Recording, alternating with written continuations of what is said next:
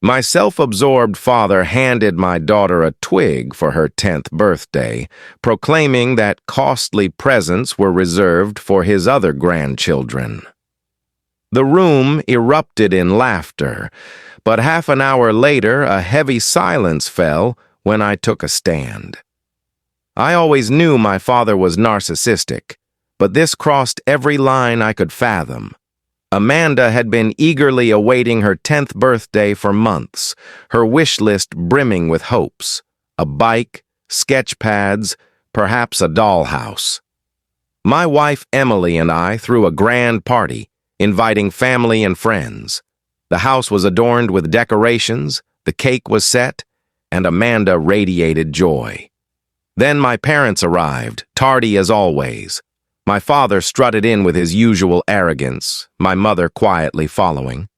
He carried no gift bag, no wrapped package, just a jagged, broken branch. A twig. Amanda looked at it, bewildered. "What's this?" she asked softly. My father extended it to her with a smug grin. "Your birthday gift," he declared. The room froze for a moment before uneasy laughter broke out. My sister Laura and her husband shared amused looks. My mother forced a chuckle. Amanda, hesitant, took the twig, holding it like it might sting. "I don't get it," she murmured. My father clapped loudly. "Fancy gifts are for my other grandkids." He burst into a booming laugh, as if he'd delivered the cleverest punchline. Laura snickered. Her husband smirked. Some guests, oblivious to the malice, chuckled politely. Amanda's face crumpled. She turned to Emily and me, her voice quivering. "Why did Grandpa say that?" Emily hugged her tightly, her jaw clenched with suppressed fury. I felt my blood boil. Turning to my father, I kept my voice steady but sharp. "What's wrong with you?" He shrugged, unbothered. "You've never earned my respect, William. Why should I waste money on your kid?" The laughter stopped abruptly. Guests shifted awkwardly, realizing they'd laughed at cruelty. Years of my father's favoritism, his manipulations, his petty power plays flooded my mind. But instead of lashing out, I did something unexpected. I smiled. I stood, crossed the room, and picked up a knife. The room held its breath, not out of fear. I wasn't about to do anything rash, but sensing a pivotal moment. I approached the cake Amanda had been thrilled about and cut 2 flawless slices, one for her, one for Emily. Turning to my father, I said, "You're no longer welcome here." The silence that followed was profound, not awkward, not uneasy, but a deep, unshakable quiet that marked an irreversible shift. For 30 minutes, no one uttered a word. My father sat, arms crossed, his smirk fading as he realized no one was defending him. My mother stared at her hands. Laura avoided my gaze. Guests fidgeted, unsure whose side to take. Amanda, beside Emily, nibbled her cake with trembling hands. She wasn't crying anymore, but her light had dimmed. That hurt more than anything. Finally, my father scoffed. "Really, William? Over a joke?" I kept my tone even. "You humiliated my daughter on her birthday in front of everyone. That's no joke." He rolled his eyes. "She's 10. She'll get over it." Amanda looked up. "No, I won't." His expression faltered. A flicker of uncertainty in his eyes, quickly replaced by defiance. "Pathetic," he muttered. "This family's gone weak." That was it. I stood. "Get out," he laughed sharply. "You're throwing me out? Your own father? Because I didn't splurge on your spoiled kid?"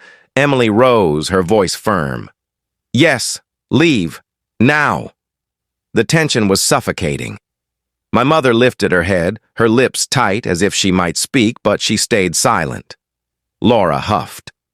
"Oh, come on. Dad was just teasing." I cut her off. "You think it's fine that he treats Amanda like she's nothing while your kids get everything?" She shrugged. "Maybe if you weren't so—" I didn't let her finish. "Enough. I'm done pretending. Let's be honest. Dad's never respected me. He's always favored you and your kids. That's fine. But I won't let Amanda feel worthless anymore. It ends now. My father shook his head, shoving his chair back. Unbelievable. Always playing the victim. I stepped closer. Victim? You gave my daughter a twig and laughed about only spending on Laura's kids. That's not a joke. That's you being a selfish, spiteful old man. He had no comeback, just stood there, jaw tight, fists balled. I turned to my mother. And you? Are you just going to sit there and let him do this? She hesitated, then, in a voice softer than I expected, said, I didn't know he'd go this far. The air shifted. My father glared at her. What did you say?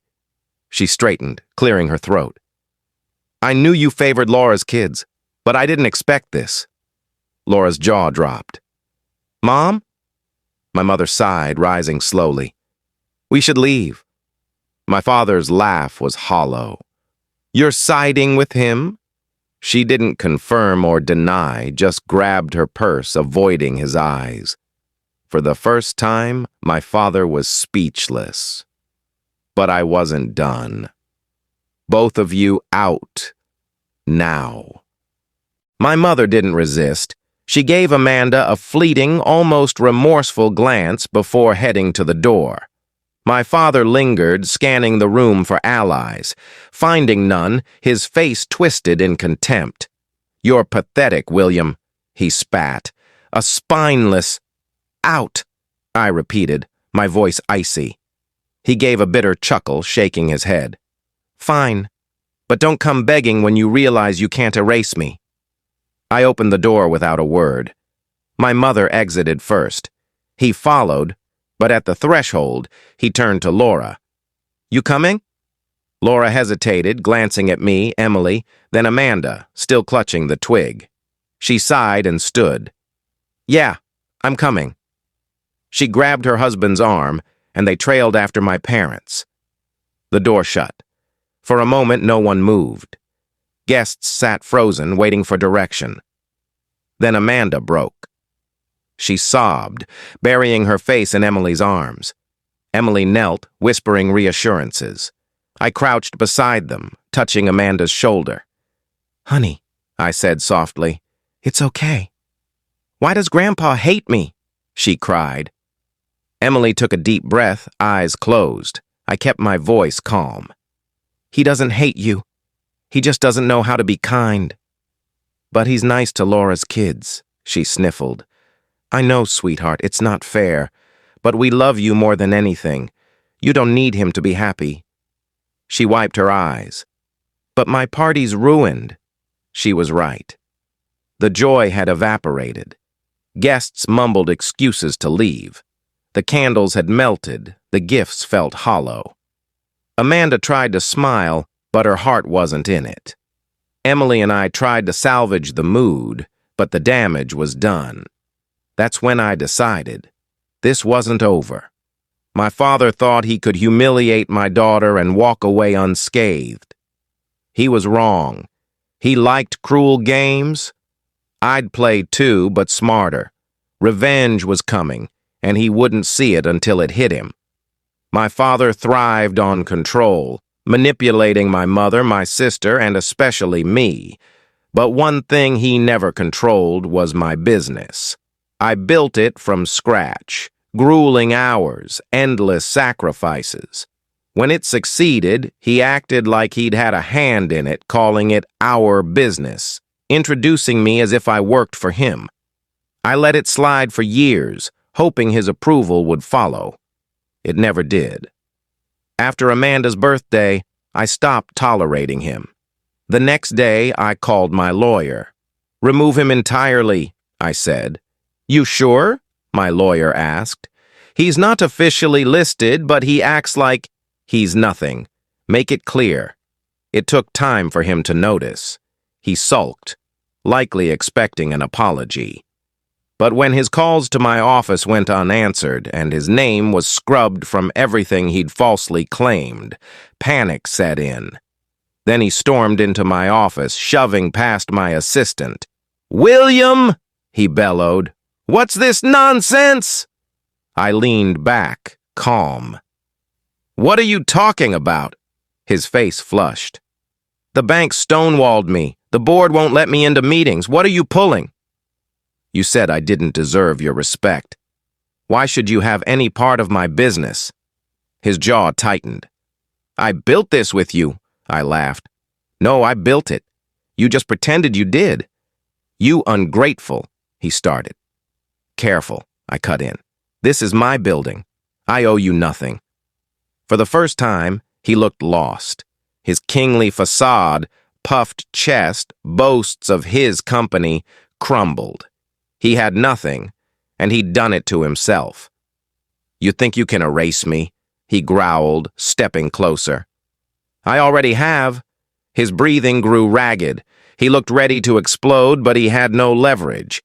"You'll regret this," he spat. "You need me." I smiled. "No, Dad, I never did." I pressed the button for security. 2 guards entered. My father glanced at them, realizing how foolish he looked. An old man raging in a place where he held no sway. "Really?" he hissed. "You think you can barge in and make demands? This isn't your domain." "It never was," he muttered. "You think you're untouchable?" I smiled. "I already am." The door opened, and my mother walked in, uninvited. I hadn't spoken to her since the party. She stood between us, her expression unreadable.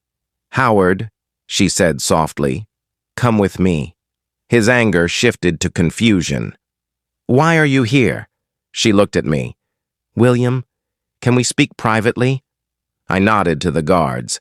"Leave us." The door closed. "Mom, whatever you're about to say, I know you're furious," she interrupted. "You're right to be. Your father was wrong. I should have stopped him years ago." My father's head whipped toward her. "Barbara, what's this?"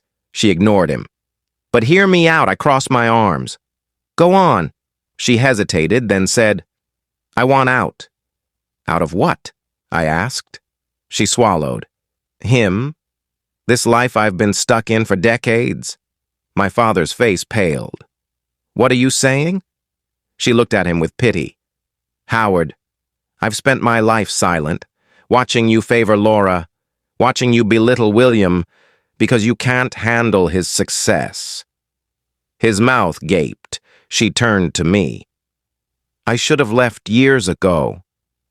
I was scared, losing the house, the security starting over, but I'm not scared now."